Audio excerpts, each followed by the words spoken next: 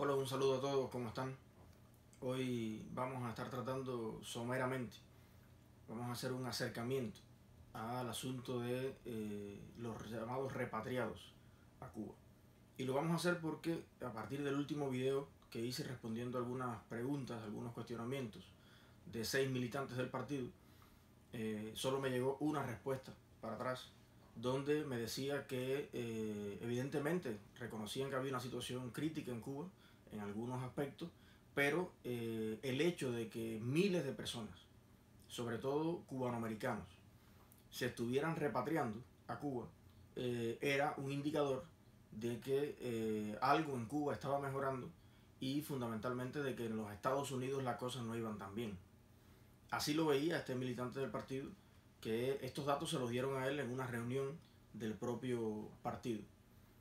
Nosotros creímos que es el marco oportuno para hacer algún tipo de análisis sobre esta situación. Miren, cuando anuncié que iba a hacer este video, me escribieron más de 100 cartas, que he demorado un poco en pronunciarme sobre el asunto porque estaba precisamente analizando todas las perspectivas, las experiencias. No me gusta ser un sabiondo en jefe que habla de los temas superficialmente sin escuchar todas las perspectivas y las experiencias de la mayor cantidad de personas posible.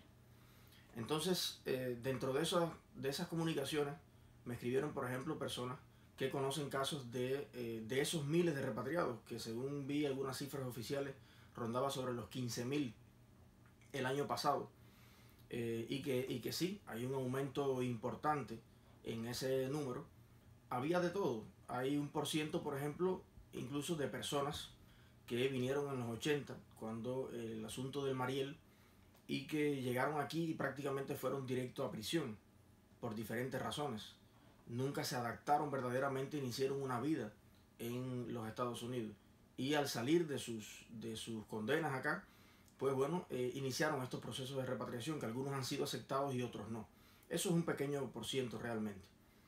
Hay personas jubiladas que llegaron acá incluso con una edad avanzada, trabajaron 2 o 3 años, se jubilaron y padecen en este país de un aburrimiento enorme, ya que se encuentran la mayor parte del tiempo solos en sus casas. Los hijos con sus vidas, con su trabajo, no tienen mucho tiempo incluso para visitarlos o para atenderlos. Y qué mejor que ya con una chequerita de los Estados Unidos o de otro país de primer mundo, regresar a su barrio, a sus raíces, con sus amigos de siempre, con su dominó, con sus tradiciones y poder disfrutar de una vida en un país de tercer mundo como lo es Cuba, de una manera holgada y relajada, puesto que ya ellos no están en este minuto para formar parte de conspiraciones ni de proyectos de cambio de muchas cosas, sino que los años que les restan quieren hacerlo en la mayor tranquilidad posible. Y eso también se respeta. Hay muchas personas también que han hecho este proceso de repatriación porque simplemente no se adaptaron. Salieron de Cuba con una formación determinada, y no me refiero solo a académica, sino también con hábitos específicos que no encajaron exactamente o no se cumplió la perspectiva que ellos tenían de cómo es vivir en otro país, en un país de primer mundo, a los ritmos de ese primer mundo. Y entonces, bueno, cayeron en una gran frustración, en una depresión. Algunos ahorraron su dinerito y regresan a Cuba y hicieron algún tipo de proyecto en Cuba ya en mejores condiciones, ¿no? Ya con algún dinero para poder invertir y para poder sacar adelante algún tipo de negocio. Pero todo esto que estoy mencionando forman tal vez en total un 10% del número de repatriados. La inmensa mayoría no reside en Cuba.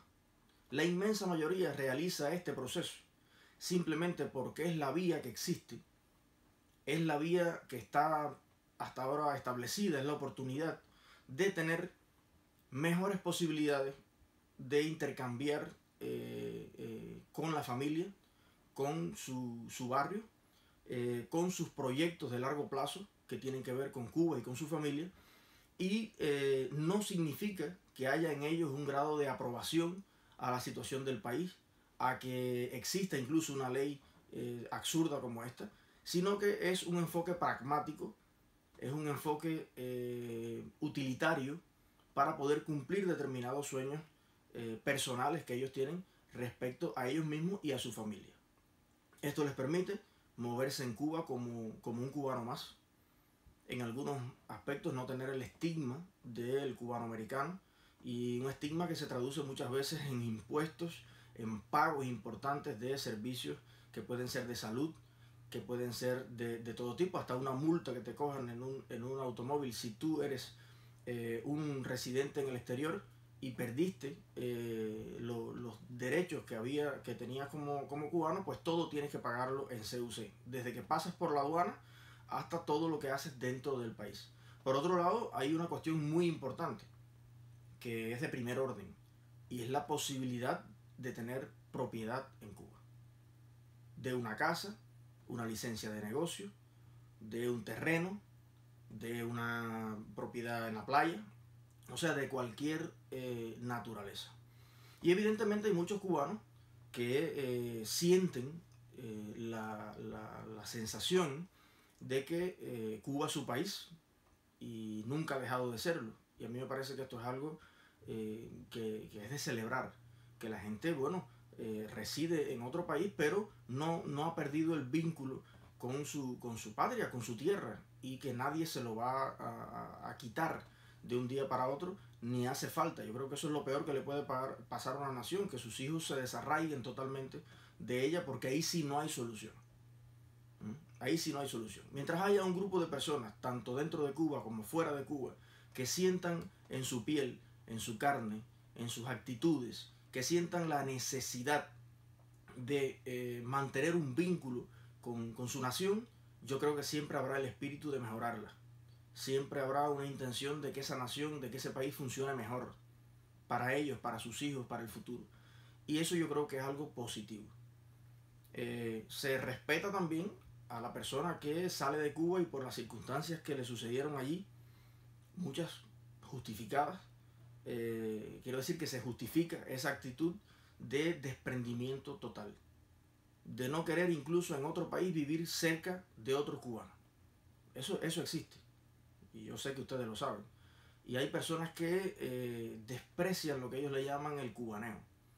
Pero eso tiene que ver con que la situación y los años y las décadas que perdieron en Cuba, las cosas que para ellos eran vitales, importantes, y que un sistema tan cruel y tan injusto los privó de ellas, yo creo que les queda, y eso hay que entenderlo, ese espíritu de rechazo, y que por tanto cuando ve que otras personas se repatrian y hacen este tipo de acercamiento, de mantener un vínculo con sus familiares, específicamente porque nadie se repatria para ir a hablar con Raúl Castro.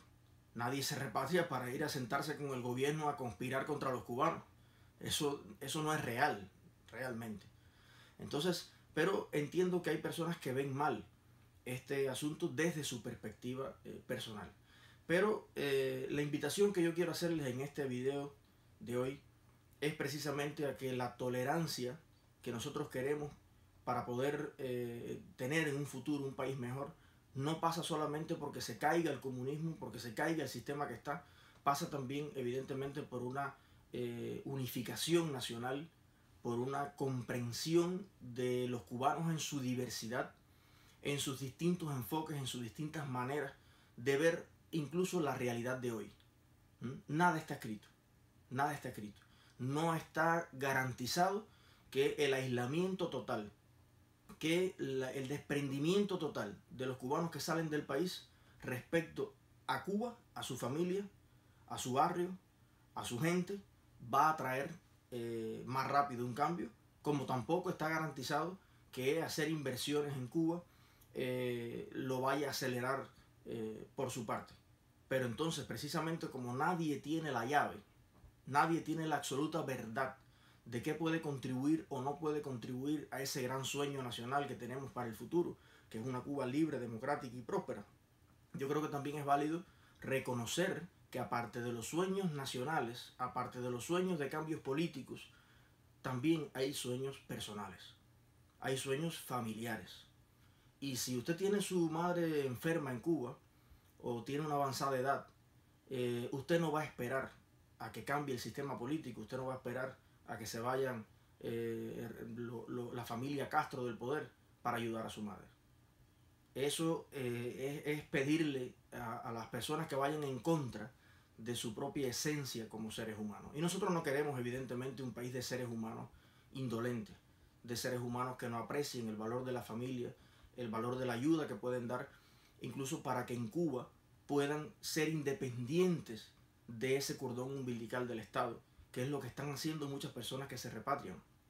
El pensamiento que ellos tienen es: si yo a fin de cuentas todos los meses tengo que mandar 100, 200, 300 dólares, 500 dólares, tengo que repararle la casa, tengo que hacer una serie de inversiones, que ya no serían inversiones sino gastos, a su familia, a sus amigos, a la gente que ellos quieren.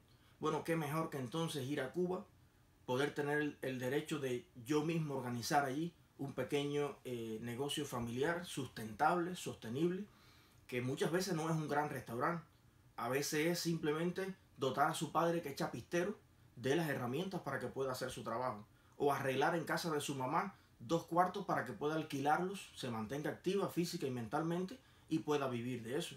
Y bueno, por eso hay en Cuba cientos de miles de viviendas y de cuartos de alquiler que ya creo que superaron en capacidades las que tiene el propio Estado.